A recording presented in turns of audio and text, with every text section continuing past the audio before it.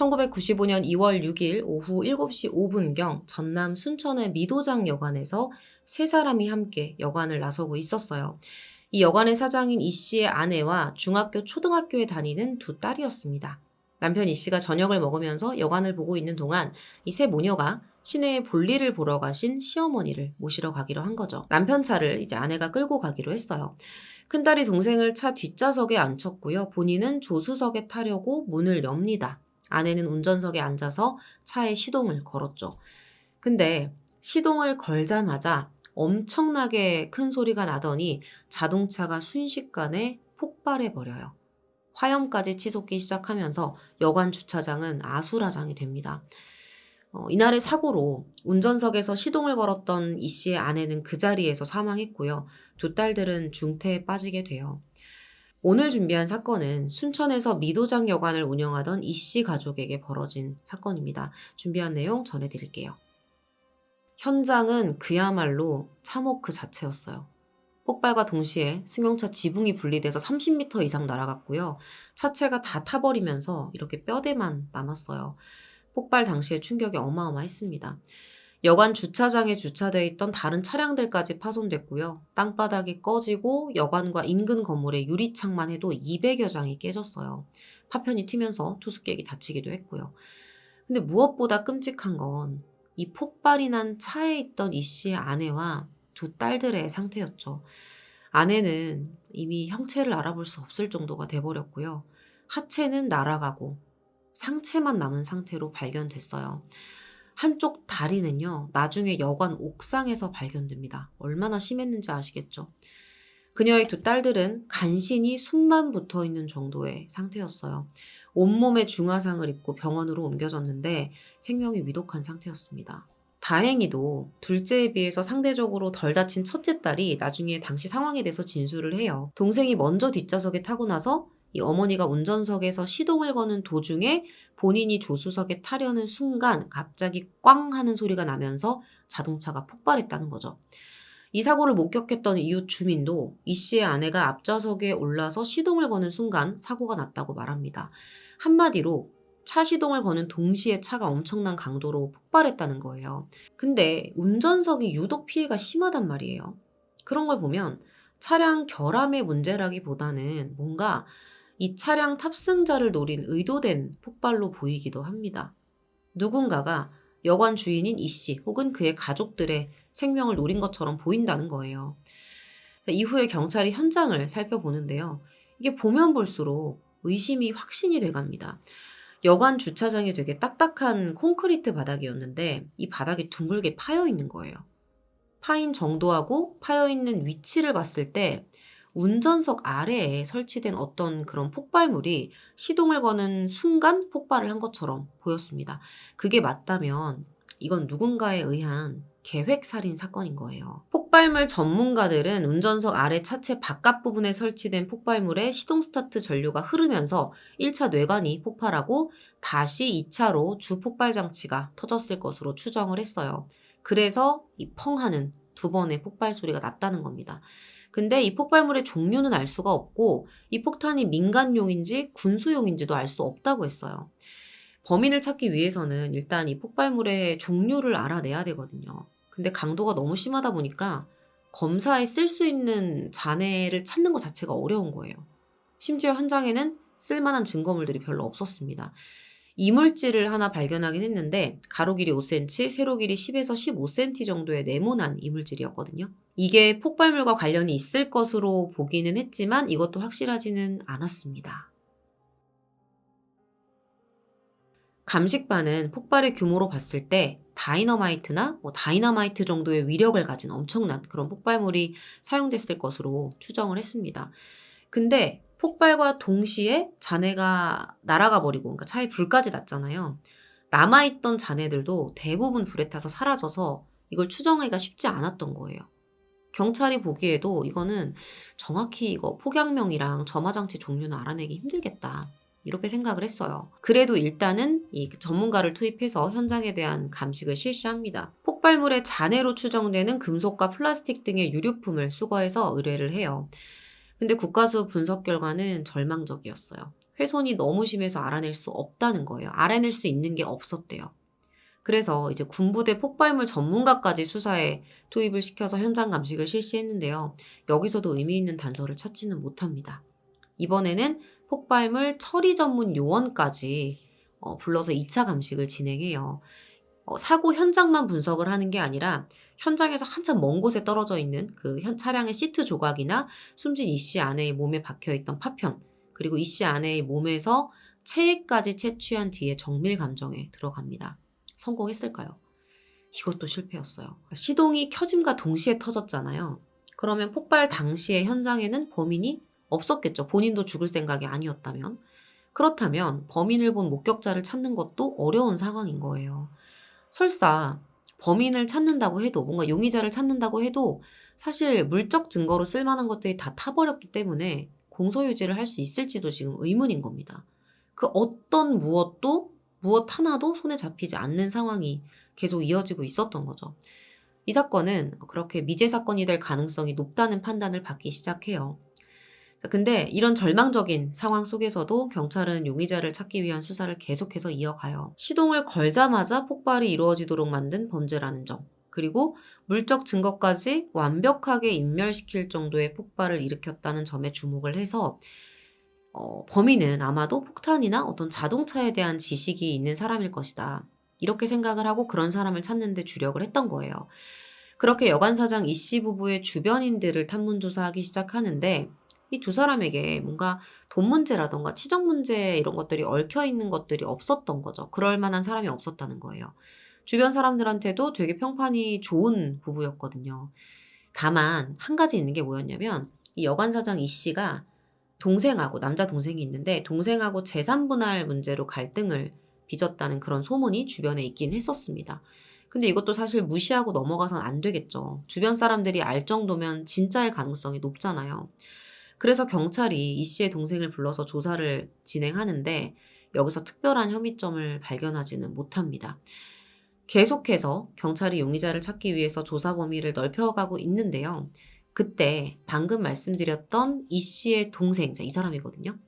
이 씨의 동생의 친구에게서 되게 중요한 진술을 하나 얻게 돼요. 이 씨의 동생이 사건 전년도인 94년 11월경에 멧돼지를 잡는 데 사용한다면서 다이너마이트를 구해달라고 했다는 거예요. 당시에 이 친구가 부탁을 받긴 했는데 이걸 구해주지는 못했다고 합니다. 이거 결코 넘길 수 있는 진술이 아니죠. 일반인이 이런 걸 구한다는 것 자체가 사실 되게 드물고 흔치 않은 걸 떠나서 거의 없잖아요.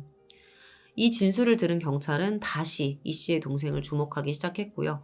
그의 주변 조사를 시작합니다. 그리고 그의 지인들을 통해서 그가 최근 여수와 순천의 화학회사에 전화를 했다는 것과 폭발물의 사용법을 어느 정도는 알고 있다는 그런 증언을 듣게 돼요. 그래서 경찰이 이제 거의 확신을 가지고 여관사장 이 씨와 그 동생의 관계에 대해서 다시 한번 조사를 하기 시작합니다. 자, 이 두 사람이 아버지가 돌아가시고 나서 재산 상속 문제 때문에 심한 갈등이 있었다, 심한 불화를 겪어왔다는 이 소문이 사실이었어요. 구체적인 내용은 알 수 없었지만요. 그리고 이 동생이 형한테 돈을 빌린 적이 있었대요, 이 사람이. 당시 돈으로 500만 원이었는데 이걸 갚지 못하고 있었다고 합니다. 근데 이 과정에서 이 씨가 동생의 명의로 되어 있었던 이 미도장 여관의 별채, 그러니까 별채는 동생 명의였던 거죠. 이 별채를 돈을 갚지 않는다는 이유로 가압류를 걸어놨던 거예요. 결국에는 재산 상속 문제에 가압류 문제까지 겹치면서 두 사람 사이가 점점 더 안 좋아졌다는 겁니다. 동생이 형을 수차례 때려서 코뼈를 부러뜨리기까지 했다는 사실도 경찰이 확인하게 됐죠. 이 씨 부부의 주변 사람들을 경찰이 조사하면서 이 동생도 한 차례 조사를 받은 상태였잖아요. 근데 방금 말씀드린 갈등에 대한 부분, 그리고 다이너마이트를 구하려고 시도했다는 그런 사실을 알게 되면서 경찰은 이 씨 동생의 사건 전후 행적 조사를 다시 실시해요. 근데 알리바이가 너무나도 확실한 거예요. 그럼에도 이 경찰이 뭔가 심증은 가는 거예요. 의심을 놓을 수가 없었습니다.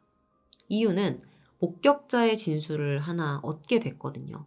사건 전날인 5일 밤에 이 씨의 동생이 미도장 여관 근처에 있는 걸 본 사람이 있던 겁니다. 이때까지는 경찰조차 야, 그래도 설마 시동생이 형한테 불만이 있다고 형수랑 조카들을 상대로 그런 끔찍한 범행을 저지를 수가 있냐. 이런 어떤 믿을 수 없다는 반응이 나오기도 했었대요. 근데 점점 드러나는 정황 증거들을 보면 이 씨 동생을 의심하지 않을 수가 없는 거예요. 거의 범인임이 확실해지고 있는 그런 상황이 됐죠. 그렇게 경찰은 유일한 용의자인 이 씨 동생의 완벽한 알리바이를 하나하나 깨나가기 시작합니다. 이 씨의 동생이 진술했던 폭발 사건 전후의 알리바이는 이래요. 잘 들어보세요. 우선 사건 당일 새벽 0시 27분에 순천역에서 서울행 무궁화호 열차를 탑니다. 그리고 5시간 후에 서울에 도착을 했고요. 서울에서 시간을 보내다가 폭발 사건이 발생하고 1시간 45분 정도가 지난 밤 8시 50분경에 다시 순천에 내려온 것으로 확인됐어요. 자, 근데 이후의 행적은 너무 이상합니다. 사건 전날에 친구 집을 무려 4곳이나 방문을 했던 거예요. 이상한 건 그 집을 방문할 정도면 그래도 조금 친해야 되잖아요. 근데 이 친구들하고 평소에 뭐 서로의 집에 왔다 갔다 할 정도로 친한 사이가 아니었다는 거죠. 게다가 친구들 집에 방문한 그 시간대, 이것도 친구들의 진술과 당초에 그가 진술한 그 시간대와의 차이가 있었어요. 경찰이 보기에는 알리바이를 만들기 위해서 의도적으로 일정을 만들어서 돌아다니고 시간대를 바꿔 말해서 알리바이를 조작한 것처럼 보였던 거죠. 직업도 없고 사실 평소에 딱히 하는 일도 없었거든요. 근데 유독 폭발 사건 전후에만 특별한 이유 없이 여기저기 친하지도 않은 친구 집에 왔다 갔다 하고 서울에 왔다 갔다 하고 이렇게 바쁘게 보냈던 것도 경찰 눈에는 너무 이상했던 거예요. 경찰은 그가 주장한 알리바이를 하나하나 촘촘하게 분 단위로 깨나가기 시작해요. 그리고 사건 전날인 5일 저녁 9시부터 10시까지 이 1시간 동안은 알리바이가 성립하지 않는다는 걸 확인합니다. 경찰이 물어봐요. 이 1시간 동안 뭐 했냐? 대답을 못해요. 다른 것들은 다 제 대답을 잘 하면서. 경찰이 이 사람의 집을 수색했는데요. 여기서 찰흙을 발견하거든요. 이 찰흙이 보통 사제 폭탄을 제조할 때 마감재로 사용할 수 있어요. 실제로 이 사건 현장의 잔해에서도 찰흙 같은 게 발견되기도 했었습니다. 그리고 현장에서 발견된 부탄가스 조각과 유사한 부탄가스가 이 사람의 집에도 있었어요. 경찰은 그가 사건 전날에 평소 교류가 없던 친구네 집을 4곳이나 들른 부분들, 이런 사건 전후로 알리바이를 의도적으로 만든 정황들을 바탕으로 추궁을 했는데 범행 사실에 대해서는 완강하게 부인합니다. 정말 아닐까요? 제가 앞서서 이 용의자가 재산 상속의 가압류 문제로 형을 폭행하고 코뼈를 부러뜨린 적이 있다고 말씀을 드렸었잖아요. 경찰이 신병 확보를 위해서 이 폭행 사건을 근거로 일단 그를 구속합니다. 그리고 그에게 자신들이 그동안 수집했던 정황 증거를 다 들이밀어요. 재산 상속 문제로 폭행을 행사했을 정도로 형과의 갈등이 심했다는 거, 그리고 폭약 설치 추정 시간대에 현장에 있는 걸 목격한 사람이 있다는 거, 그리고 폭약 설치 추정 시간대에 알리바이를 설명하지 못하고 있는 거, 지인을 통해서 폭발물 구입을 시도했던 거, 그가 폭발물 사용법을 숙지했다는 주변인들의 증언, 그리고 그의 집에서 발견된 것들, 이런 걸 다 들이민 거예요. 당시에 경찰분들이 수사를 정말 열심히 했구나 이런 생각이 들어서 저는 이 부분이 되게 놀랍더라고요. 지금보다 더 어떤 환경이 열악했을 것 같은데 결국 구속 3일째 되던 날 그는 범행을 인정하고 경찰에게 승용차 폭발 살인 사건의 범행 일체를 자백하기 시작합니다. 사건의 범인은 41세의 이가부였어요. 지금부터는 이가부가 자백한 내용을 토대로 이 사건의 전말을 전해드릴게요. 그가 말한 사건의 진실은 이렇습니다. 아버지가 돌아가시면서 유산 상속 문제로 형제 사이에 불화가 생기기 시작했고 형이었던 여관주인 이 씨가 이제 이가부가 500만 원을 갚지 않는다면서 94년 8월경에 이 여관 별채를 가압류했대요. 예상대로 이 일 때문에 형을 때릴 정도로 이제 갈등이 커진 거였어요. 사실 이가부는 별다른 직업도 없었습니다. 그러니까 이 별관 건물만이 유일한 본인의 재산이었거든요. 근데 이 재산을 압류하고 자신을 타박하는 걸 도저히 견딜 수가 없어서 형에게 앙심을 품게 됐다는 거죠. 결국 그는 형의 승용차를 폭파시켜서 그를 혼내주기로 결심했고요. 폭탄을 구하기 위해서 화약회사에 전화도 해보고 친구에게도 부탁을 해봤는데 결국은 구하지 못했다고 합니다. 그래서 이 사람이 무슨 짓을 하냐면 94년 12월 31일에 전남 여천에 있는 모 석산회사 공사장 현장 창고에 몰래 들어가서 다이너마이트 3개를 훔친 거예요. 어떻게 이럴 생각을 했을지. 이걸 집에 숨겨놓고 있었던 거죠.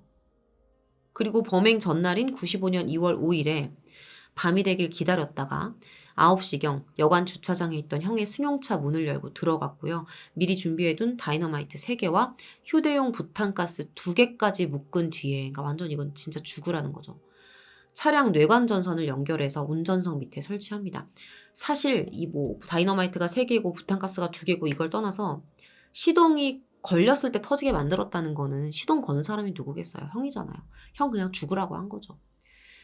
자, 이렇게 뇌관 전선을 연결해서 운전석 밑에 설치를 합니다. 너무 나쁜 놈이죠.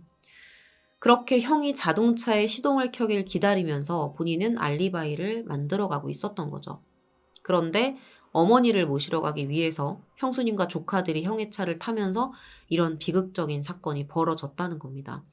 그는 자신과 갈등을 빚던 형을 노리고 범행을 저지른 건데 아무 죄도 없는 형수님과 조카들이 피해를 본 게 미안해서 얼굴을 들 수 없다면서 눈물을 흘리고 후회를 했습니다. 그러면 형이 죽었으면 피해를 주는 게 아니고 미안할 일이 아닌 걸까요? 어떤 결과가 나왔던 그는 모두에게 용서를 구해야 하는 입장이 됐을 겁니다. 경찰은 순천시에 있는 한 아파트 하수구에서 이 가부가 범행에 사용한 승용차 열쇠, 가위, 쇠톱, 부탄가스통 등 증거물들을 하나씩 수거합니다. 폭행 혐의로 구속됐던 그에게는 이제 살인 혐의까지 추가가 됐죠. 결심 공판이 열렸어요. 검사는 이 가부에게 살인죄를 적용했고요. 1995년 8월 9일 사형을 구형합니다. 부모의 상속 재산을 놓고 형제끼리 다투다 형의 승용차에 폭발물을 장치해 형수를 살해하고 조카들에게 중상을 입힌 그의 범행이 용납할 수 없는 잔인하고 흉악한 범행이라고 했습니다. 한 달 후인 95년 9월 6일 최종적으로 무기징역이 선고되면서 사건은 마무리됩니다. 이 사건의 시작점이기도 했던 미도장 여관은 1961년에 개업해서 가족사업으로 운영이 되어 왔었는데요. 2006년에 이제 폐업 처리된 것으로 확인이 됩니다. 이 사건은 국내에서는 보기 힘든 케이스의 사건이었어요. 수사관들도 처음에는 사건이 국내 최초의 폭발물 청부 살인일 가능성이 높다고 봤을 정도로 그 방식이 낯설고 흔하지 않은 사건이었습니다. 수사 초반에 외국의 범죄 사례나 영화를 모방했을 수도 있다고 보고 수사를 진행하기도 했었고요. 폭발이 너무 컸고 순식간에 불까지 나면서 증거물들이 대부분 사라졌고 미제로 남게 될 뻔한 사건이기도 했죠. 사건의 범인이 끝내 밝혀지지 않아서 미제 사건이 됐다면 아마 이 사건은 폭발물 청부살인 정도로 세상에 알려졌을 겁니다. 이 사건이 요즘에 벌어진 사건이 아니잖아요. 거의 30년 전에 벌어진 사건이었는데 경찰들이 범인의 알리바이를 굉장히 디테일하게 분석하고 수차례 사고 현장의 잔해물들을 분석하고 또 작은 틈을 발견해낸 게 이 사건을 풀어낸 가장 큰 열쇠였던 것 같아요. 사실 알리바이도 물론 그랬겠지만 현장 감식을 여러 차례 진행했었잖아요. 거의 그 내용만 해도 오늘 되게 길었는데 당장 그때는 뭔가 의미 있는 게 발견된 게 없고 실패한 것처럼 보였을 수는 있지만 결과적으로 그때 발견했었던 그런 세세한 조각들이 마지막에 이 가부의 집에서 딱 마주했을 때 바로 그거다. 이렇게 알아낼 수 있는 단서가 됐다는 거죠. 매 순간 최선을 다하고 완벽하게 파헤치려는 그 순간순간이 다 모여서 이 사건을 해결해낼 수 있는 가장 큰 이유가 되지 않았나 싶습니다. 형제 간의 금전 문제 갈등으로 시작된 이 사건은 결국 이 씨의 아내를 끔찍한 모습으로 사망케 했고요. 두 딸은 생사를 오고 갈 정도로 크게 다치게 하는 결과를 만들었습니다. 사고로 인한 트라우마도 너무나 심하겠죠.